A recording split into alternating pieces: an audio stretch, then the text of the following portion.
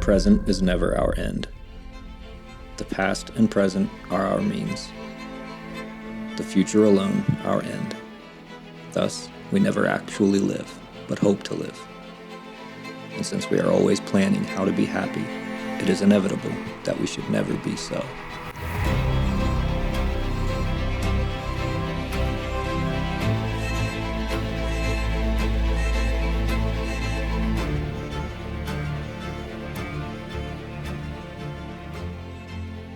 I decided last year that I wanted to get more serious about making time for my creative work.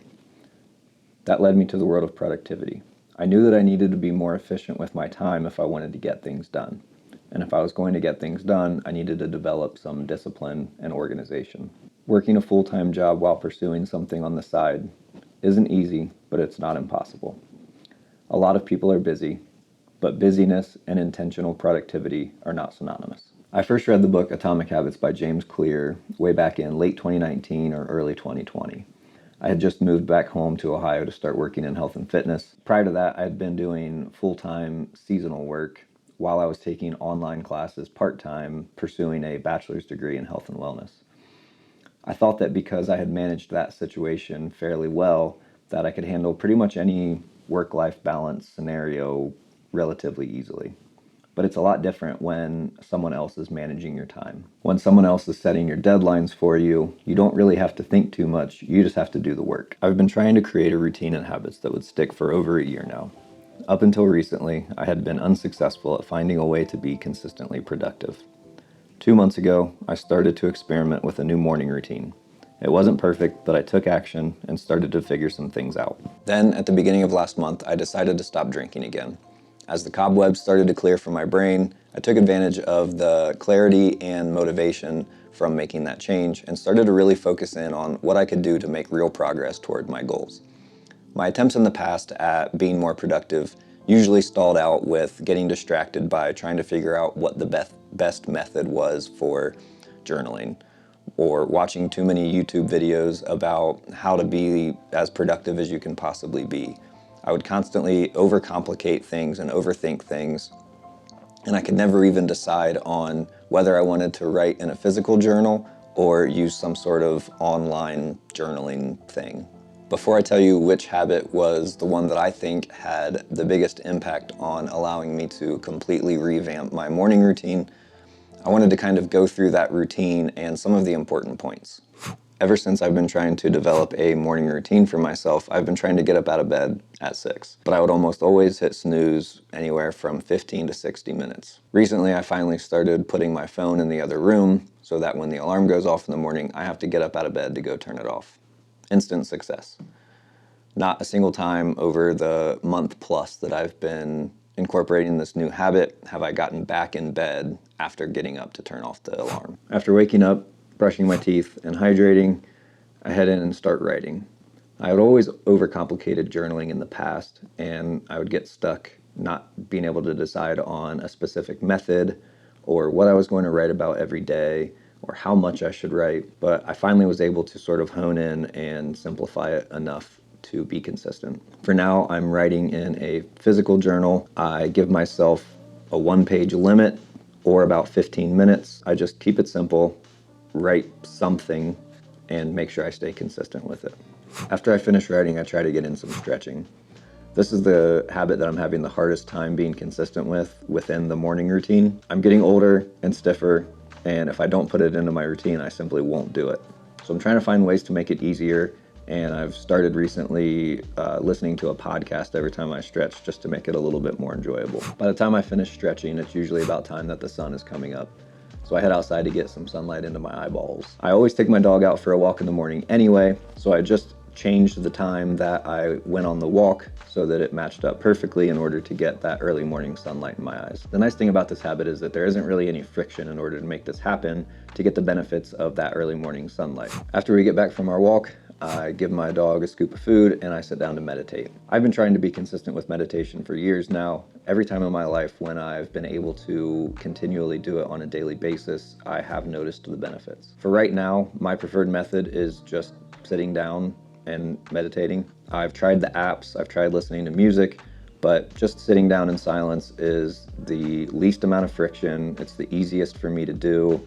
And it also takes out the risk of using an app where I could potentially get stuck pulling up social media as soon as I grab my phone. Now that I've incorporated meditation into my morning routine, I've been as consistent with it as I've been at any point in my life, and it's made a huge difference. I'd already been doing no coffee for about an hour after waking up for a little while now, but decided to stretch that out to 90 minutes on the advice of everyone's favorite podcast, Dr. Andrew Huberman. I never really enjoyed drinking coffee first thing in the morning anyway. I always felt like a crackhead and I got really jittery, and waiting the 90 minutes after waking up makes a big difference. I used to just walk over to the kitchen and get a cup of coffee that someone else had brewed because that was easy. But now the process is a little bit more ritualized and it makes it more enjoyable. I make each cup individually in my AeroPress, and I get a tailored cup of coffee to my preferences delivered to me every couple of weeks through a subscription service called Trade. It's a more enjoyable process, and I always look forward to that first cup after I get back from my walk and doing my meditation. And it also allows my cortisol levels to rise naturally, which helps with my energy all throughout the day. At this point in time, it's about 7:30 or 8 o'clock in the morning, usually, depending on how long my morning walk was. And so I'll have about 2 to 2.5 hours for creative work before I have to go be a chef for 10 hours. Now that I've been able to refine my morning routine and really be consistent with it over a 6-week period, my focus now is going to switch to that second half of the routine. It's important to make sure that the habits that I have been able to be consistent with over the last 6 weeks do truly become automated so that I can start to focus on other areas. I don't want to talk about it too much in this video because I really want to focus on what I was able to do with my morning routine, but I want to focus on the upcoming month a little bit more on how to make that creative time block a little bit less distracted and really be able to focus in and get into flow and get some really good work done. I think I'm gonna be able to do this in the morning anymore. The laundry room is right there. I've got the dryer noise in the background. Dogs barking. The kitchen is right there. I've got people over there laughing and being loud. The birds are fine. I don't mind the birds. A few moments later. Most of the habit formation advice and literature that you're gonna find would probably tell you that the amount of new habits that I incorporated into my routine at one time was too many to be successful. Not to mention, I stopped drinking alcohol, started eating healthier and cut out desserts, and I also stopped eating after 8 p.m., all being new habits that I incorporated at the same time. So how was I able to be relatively successful and consistent with all of these new habits? Now, I didn't know that this was going to work, but as the weeks went on, I gained some confidence that I was going to be able to maintain that consistency, and I really built up some momentum.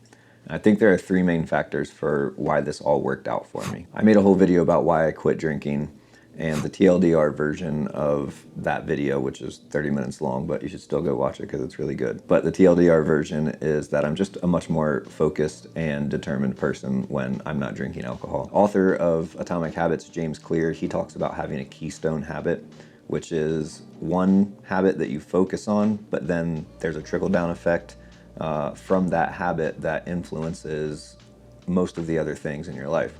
He gives the example of working out as being a keystone habit, where if you go to the gym, you're likely to get better sleep. You probably are going to be more motivated to eat a little bit better. So for me, if I look at quitting alcohol as being my keystone habit for this past month, it allowed me to get better sleep, not wake up hungover, better mental clarity, more energy.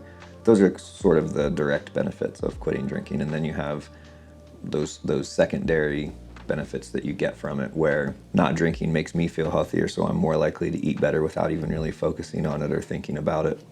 So again, I think one of the main reasons that I was really able to be successful was incorporating this keystone habit that had this downstream effect on everything else for me.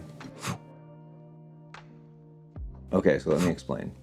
I know that most people have a negative connotation with the word obsession, but everything in life is about the stories that we tell ourselves. We craft these narratives in our heads that better fit with the cognitive biases that we don't even know are there. When I quit drinking for the first time 6 years ago, I got obsessed with health and fitness. Then I got obsessed with landscape photography. I had this tendency to kind of go from 0 to 100 pretty quickly with anything that I was interested in, but I always heard people talk about balance and moderation. So I tried having more balance in my life. I tried to ignore this tendency to get obsessed with things and tried to have more balance in my diet. I tried reintroducing alcohol into my lifestyle, tried to make sure that I focused on work-life balance, whatever the fuck that means. But this idea that I've come to settle on recently is that we all have aspects of our personality that make us who we are. And rather than try to fit into somebody else's definition of what we think we should be like, we can lean into those aspects of our personality to create leverage. Addiction is a clinical thing, but that word gets thrown around a lot. Saying that you have an addictive personality creates this world, again, it's all about the stories that we tell ourselves, but it creates this world where it's easier to victimize yourself, and it takes away the power that you have or the agency to change the things in your life that you want to change, and it puts the onus on something else. But if I flip that on its head and say that I have a healthy obsession with something, that just means that I'm ruthlessly focused on achieving my goals. Being obsessed with this new morning routine and experimenting with all of these new habits has been a game changer for me. It's not cool to say game changer anymore, is it? All right, so that might not be what you're expecting for the third factor in why I've been able to be consistent, but I honestly believe that putting my phone in the other room was the one habit that allowed me to completely change my morning routine. It's so simple and it seems so stupid, but I've been trying to get up at the same time for years now. I had even heard people give this tip, but I just ignored it, thinking that at some point future me would find the discipline to just make sure that I got up when I said I was going to get up. It didn't matter whether I had drank the night before or not, I would always hit snooze for at least 15 minutes. And most of the time it was for longer than that, but even when it was only 15 minutes, that's enough to completely throw off any sort of routine that you're trying to establish for yourself. Now, at some point in the future, when this morning routine and my morning habits are, a little bit more ingrained, then yeah, maybe it won't be as big of a deal to hit snooze for a few minutes. But during this phase of trying to get all of these habits over into automation, it's really important to be consistent with that for consecutive days in a row. And if you look at the research that Andrew Huberman has talked about in some of his podcasts and articles about habits, he cites 21 days as kind of being the minimum. And I think that most of the literature shows that it's different for everybody. Some people it can take as few as 21 days or 3 weeks. Some other people it could take, up to 3 months to like fully incorporate a habit over into the stage of automation. I'm a big believer in the whole identity change thing for habits. And I think that creating that consistency of waking up at 6 a.m. every day allowed me to fall into that identity as I'm the type of person that wakes up at 6 a.m. every day. One last point about the whole phone thing is just that obviously it's going to take a little bit of discipline to not take your phone into bed with you, but you also get those secondary benefits of not only the morning after, but the night before, of not allowing yourself to get stuck scrolling through social media on your phone when you should just be going to sleep. I know that these three main factors that worked for me might not work for everyone, and I'm probably not going to convince anyone to stop drinking if you weren't already thinking about it, but I think I could probably convince some of you to leave your phone in the other room. That's, it takes a little bit of discipline, but I think that it's something that if you're not already doing it, it can have a huge impact. I'm also remembering that in my little cinematic sequence at the beginning of this video, when I turn my alarm off, it says that it's 6:50, but that was just the time that I was filming, and I wasn't sure how to adjust the time on my phone to say the right time, and I wasn't going to get up earlier than that just to film, just so that my phone would say, anyway, I would love in the future to eventually get to the point where I don't have to set an alarm and I'm working a schedule that allows me to just get the amount of sleep that I need to get and wake up without an alarm. But again, for right now, this is just the best thing for me. One last point that I want to make is all of this has to be in service of something if you want it to work. You can want to be more productive and want to create a new routine and have better habits, but if there isn't a reason why you're doing it, it's not likely that you're going to be able to be consistent with it. At that point, you're just putting in effort for the sake of putting in effort, and spinning your wheels but not actually going anywhere. One of my favorite quotes is, "You don't rise to the level of your goals, you fall to the level of your systems." Best example of that is, every sports team has a goal of winning the championship, but simply having a goal to get somewhere isn't going to get you there. As cliche as it might be, life is about the journey and not the destination. And if you only focus on the journey or you only focus on the destination, then you're likely never to enjoy either of them. So think about your goal. Think about why it's important to you, what it would take for you to get there, and then start working backward and reverse engineering the habits that you need to put into place for you to be able to get there. I realize that not everyone wants or needs to have a detailed, specific morning routine like this, and not everyone is interested in productivity or being super efficient with your time. I totally understand that. But I also truly believe that life should be lived by design and not by default. All of our problems these days are problems of abundance, not scarcity.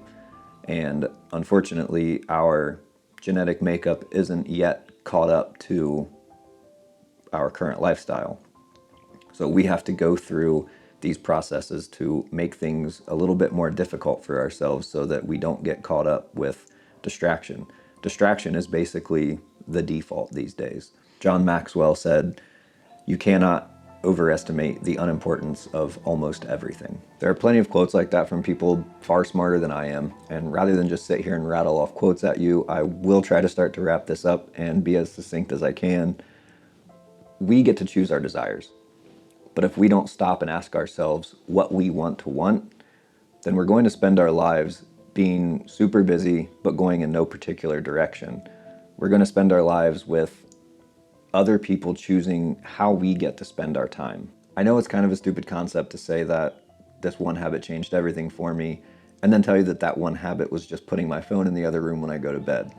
Truthfully, it was a combination of things that all sort of came together at the same time, and choosing to do this one seemingly insignificant habit that I'd been ignoring for a while was sort of like the piece of the puzzle that you find on the floor, but you've already put the puzzle away a few days ago, and that doesn't make any sense. It was like a kid finally moves into the neighborhood, and then you've finally got enough kids to play a full game of baseball in the street, or, fuck it. I don't need an analogy. Just put your phone in the other room. I love you.